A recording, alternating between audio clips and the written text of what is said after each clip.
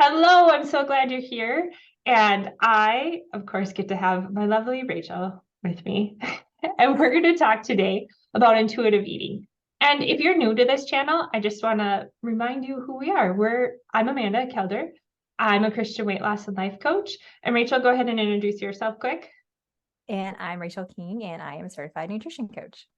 Yeah, and we love teaming up together and we love talking about how to really bring God into our health and what that means, what that looks like. And then we love, our passion is to help women feel really good in their skin and these beautiful temples that God gave them. So today we are gonna, like I said, talk about intuitive eating. So Rachel, what's kind of the definition of intuitive eating first? The simplest way to put this, and the way I like to put it so people can kind of understand, is we start off as intuitive eaters as babies. We just intuitively know how much to eat. We stop when we don't need anymore, right? And that's kind of the definition of intuitive eating, is knowing how to eat, how much to eat for our individual body. Yeah.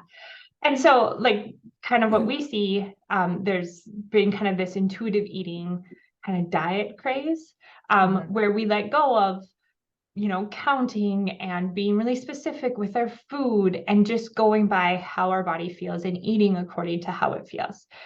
And I actually really like this. In in the general sorts, way of saying it, right? Like of course, we eat when we're hungry, we stop when we're full, and we don't eat again until we're hungry again. That's how God created us. That's how God created our bodies to be fueled and then partner with us, and so we can go out and serve and do His Right, purpose in our right. lives. So, what, what, as we talk about how there has been kind of this diet craze around, or diet, I use that in loose terms, but this kind of this shift to, I want to intuitively eat, and that's how I'm going to lose weight. Yeah. Okay. And I think that's really what we're talking about today, is intuitive eating and losing weight. Mhm. What's your take on intuitive eating and losing weight? Okay, this is probably not popular, but I feel like you can't just jump to an intuitive eating bandwagon and be successful, because our bodies, like I said, we start off as intuitive eaters, Yes. but we don't stay that way because there are so many things introduced to us along the way.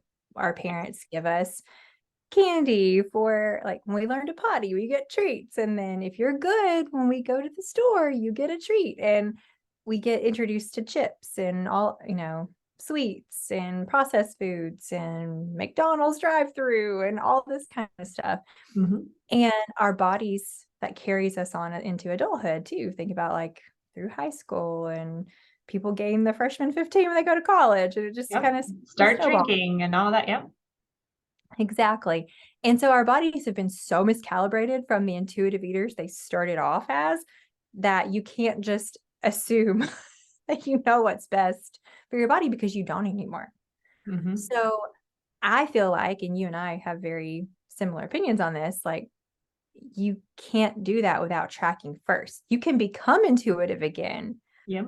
but you have to track, because if you don't know what you don't know.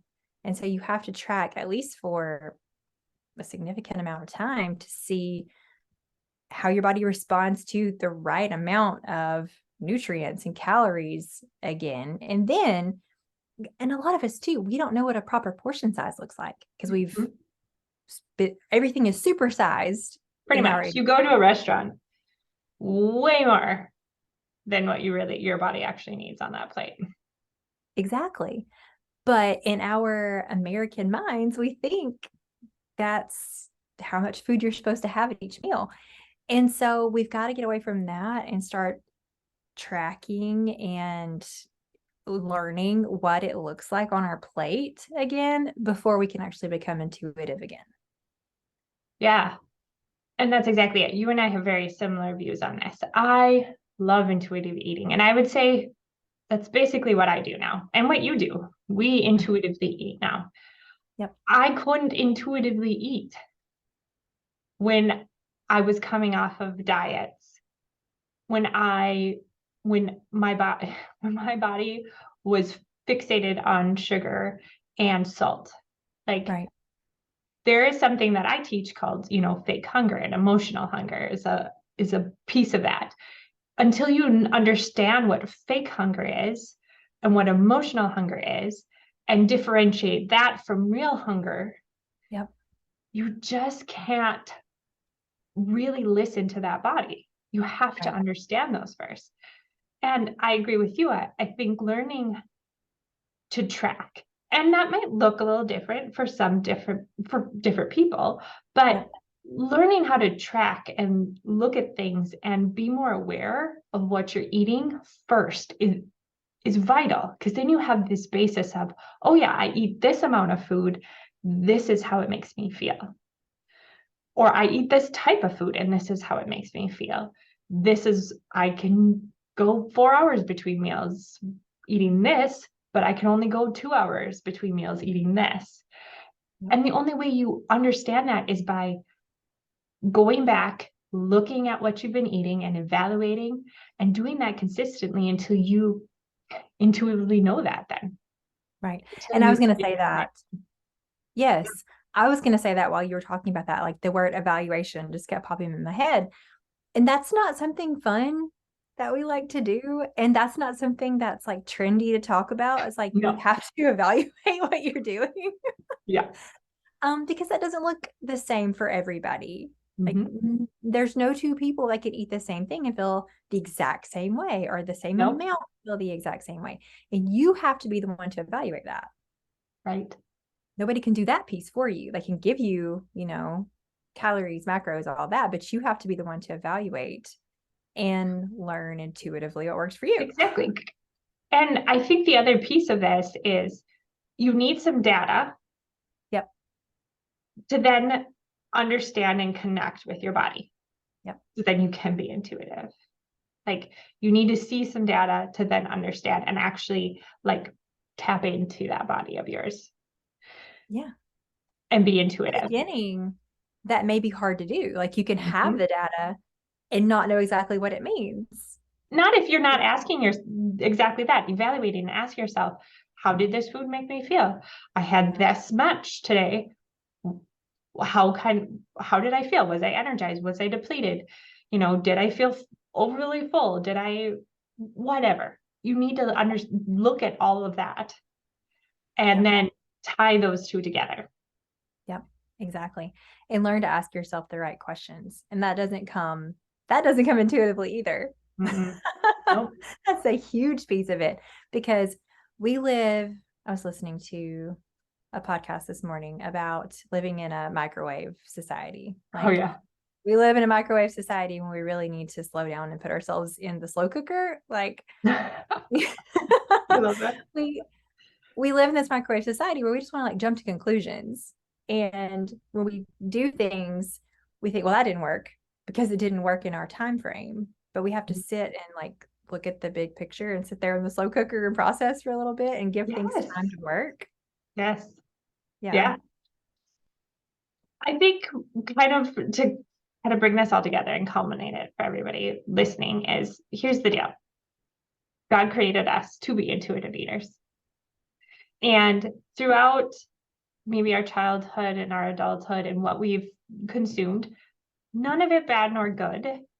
It's just how it was. We've lost being connected with our body and understanding what it looks like to be connected and what it looks like to fuel it. So it takes finding a way to make that connection first before you just dive into intuitive eating. Yeah, exactly. And really bringing God into that journey with you too, I think is really impactful. We talk about evaluating, and I love evaluating with God and his grace, because so often we don't evaluate. Like, let's say you ate a whole bunch of cookies and everything one day, you felt miserable, but often we want to go into beating ourselves up instead of actually looking and evaluating what went on, why did I eat that? All of those kinds of questions. And bringing God into that process, he can really reveal those answers to you much quicker than you can yourself. And you have to give yourself grace to actually do that, to actually follow through and evaluate. So if you really do want to get back to God's design, how he designed you and your body and how to eat, don't just dive into intuitive eating, is basically Rachel and I's recommendation. Don't just, it's a beautiful end goal, but it's not the place to start. We've seen a lot of women fail and then think that their body's broken or there's something wrong with them because they can't intuitively eat. And it's not true. It's just they need to reset their body, recalibrate it back to God's design, understand the differences in hunger and how their body is fueled.